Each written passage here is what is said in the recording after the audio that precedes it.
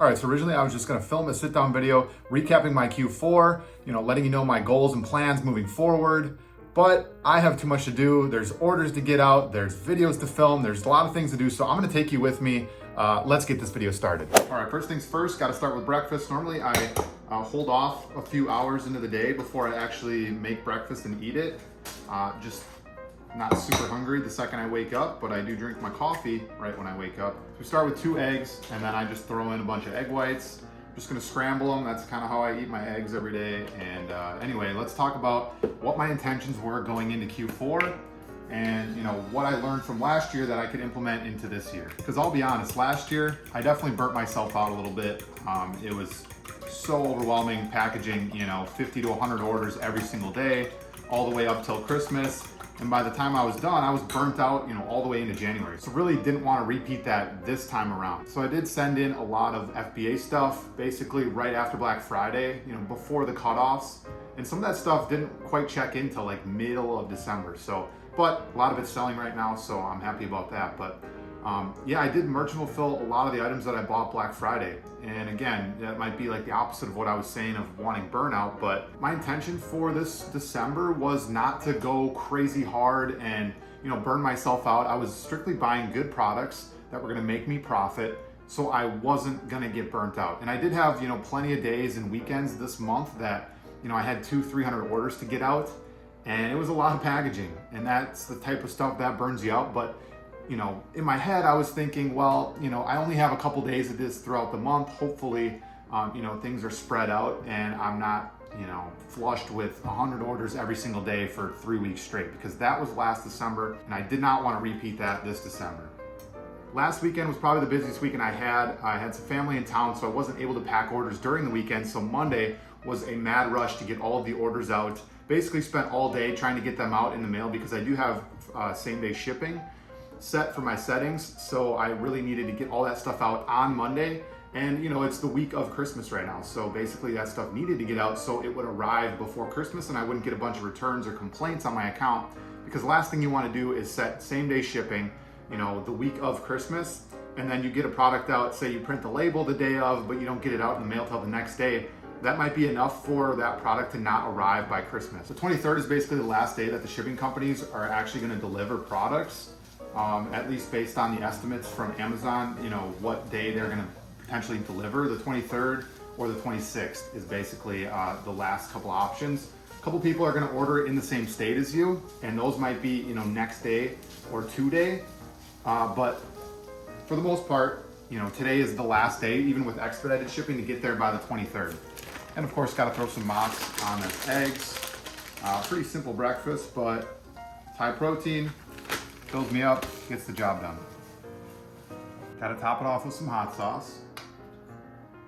All right, got the plate of eggs, throwing a protein bar on the side, some fruit, and drinking the rest of the coffee that was in the pot. Anyway, to wrap up that conversation, I don't feel as burnt out at the end of this season. I wasn't in the basement, packaging orders 8 hours a day, every single day. I felt like I could do other things. I felt like I could, do some sourcing and film content and not feel stressed that I was never having enough time to get everything done. And of course, my wife was helping me package orders when I needed the little extra help. So really it didn't feel too exhausting or overwhelming, especially down the stretch here. I do have about 50 orders to get out, which I'll be doing later in the video, but we'll get to that. All right, I got plenty of orders to pack, so I'm gonna finish my chat here. So I'm gonna talk about the three biggest takeaways that I learned over this Q4. And most importantly is how organized I was this year compared to last year and how much less stress I have because of it. As you can see, I have a shelf with a million products on it. I went out to Home Depot in early November, built these shelves in my basement, so I was prepared to sort and organize all of the products that came in after Black Friday, so I was ready to merch fulfill. I cannot tell you how much easier this made my life, because when I needed to pack a product, I knew exactly where it was on the shelf. I had things labeled. I had things in boxes, so I could just grab and go. And then that made prepping that much easier, because a lot of things I was able to pre-prep because it was labeled. I could just throw it in a box. I knew exactly what it was. So instead of ripping labels off and ripping price tags off after I got the order, that stuff was already done and I had it all organized. It probably saved me hours and hours of work, compared to what I had to do last year during Q4. I remember packing a certain product, I would just throw it in piles because I literally didn't know what to do with it, didn't have space for it, but I was ordering so much of it every single day. And this time around, everything is on a shelf. Literally everything, unless I ran out of shelf space, which I did do a couple times in early December. So I have stuff in boxes, still labeled and everything, but it's so much more organized, and that really made me more successful and less stressed in December. Second takeaway, stocked up on these guys way ahead of time, and I had so many that I did not run out. Last December, I ran out probably 3 different times of all the poly bags and some boxes even, and let me tell you, that was very stressful. Like, I had 30 orders to get out of all clothing items. What am I gonna do? So I went to Walmart where they sell 5 packs for $15, whatever it is. It's very expensive when instead of buying them in bulk on Amazon, or I would order them on Amazon and they wouldn't show up for 2 days. So just trying to scramble to find ways to ship out the product and not have to use a box, because a lot of clothing items are really light, and using a box, put it over a pound, added like $3, $4 to my shipping cost, and that really screwed me over a couple times. So this time around, I ordered hundreds and hundreds of poly bags, poly mailers, boxes. I have all saved. I've been saving boxes for the last couple months, especially the small ones, put them in my back room. So this time when I have products that are a little bit bigger, need to go in a box, I had the box available, didn't have to go and find boxes or bags, in crunch time. So again, not having to leave the house to go to the store for an hour to find poly bags or boxes saved me time. And that was the biggest thing I was focused on, was efficiency and time, because last Q4, it was just chaos. This Q4, much more organized, had things prepared, and it really saved me a lot of time. And my last takeaway, you see those things right over there? Yeah, those things are hard to prep and send out when you're doing that in bulk and you don't have the right box size. Now, I looked all over the place. Staples sells boxes, Walmart sells boxes, Office Max sells boxes. None of them have a regular size shoebox that fits large men's shoes. So I spent a bunch of time prepping those orders, and I did buy a lot of shoes this Q4. On Black Friday, I found a bunch of shoes, and I was able to purchase a bunch of shoes, and wanted to sell a bunch of them. And first off, shoes, if you're selling FBA shoes, those are gonna sell ahead of time of the FBM sellers, like 90% of the time. That's what I found. Even repricing really well. I still wasn't able to get the buy box a ton on my shoe listings.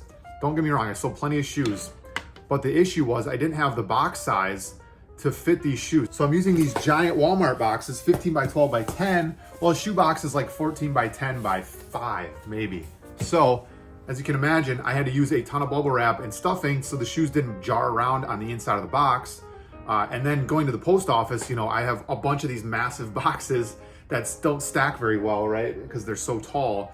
So having all these shoes to ship out was kind of something I wish I would have avoided more, or at least maybe tried to send them in FBA before the deadline. Maybe some of you have had different experience merch fulfilling shoes, and you were able to find boxes that were the right size. But for me, I was using a lot of the boxes that I already had from, ordering things in the past.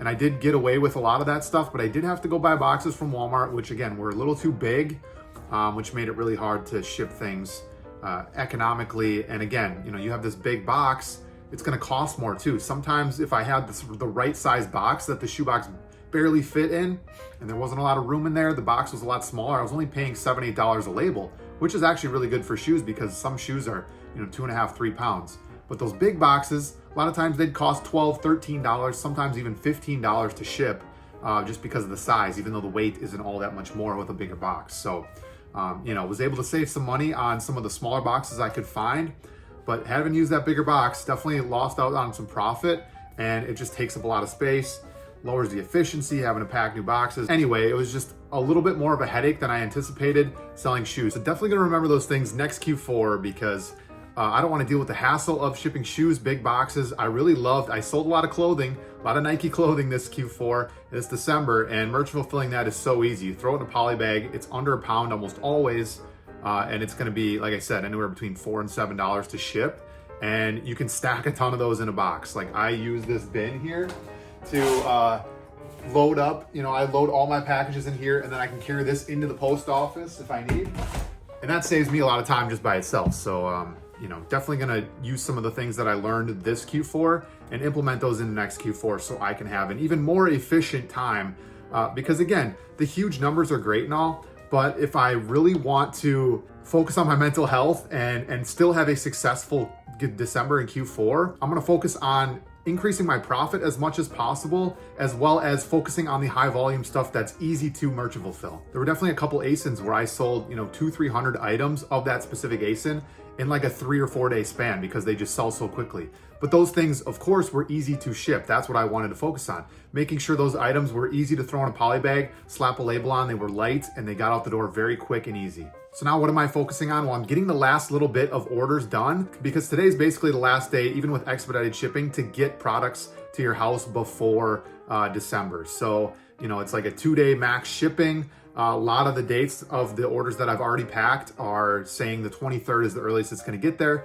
And then the rest push to the 26th. So trying to get these orders done because I know they're going to keep piling in. A lot of people are going to be ordering stuff last minute. So I want to get ahead of the game there. And then all the products that I'm now purchasing, probably not going to order a bunch of stuff in the next day or two, just so it's not sitting out, during the holidays. But I do want to start ordering stuff soon so I can start sending that stuff to FBA. And if you haven't been already sending stuff to Amazon, you might have a little bit slower start in January, but all of the stuff that I didn't sell in the month of December probably will get sent in FBA, so I don't have to keep merchant fulfilling into January. And the merchant fulfill demand definitely slows down into January, so want to get that stuff FBA so it starts to sell, get the buy box more, and then continue to keep purchasing good items that will continue to sell this winter and keep pushing to have a profitable 2024. Hope you guys enjoy this style video, just trying to get things done while filming at the same time. If you did, subscribe to the channel for more of these types of videos, and I'll see you in the next one.